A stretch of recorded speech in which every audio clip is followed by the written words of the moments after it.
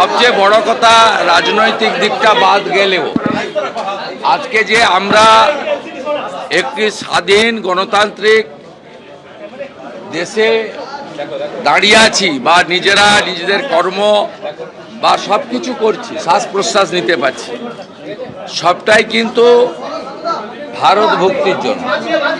1947 সালের 20 জুন যদি বঙ্গের এই প্রান্ত অর্থাৎ পশ্চিমবঙ্গ ভারত ভক্তি না হতো, যেটা সম্ভব হয়েছিল ডক্টর শ্যামাপ্রসাদ মুখার্জি এবং ভারত সেবাশ্রম সংঘের প্রতিষ্ঠাতা স্বামী প্রণবানন্দের লড়াইতে, ফাইনালি আইনসভাতে ডক্টর শ্যামাপ্রসাদ মুখার্জি সহ 58 জন সনাতনী আইনসভার সদস্য ভোট দিয়ে ভারত ভক্তি করেছিলেন।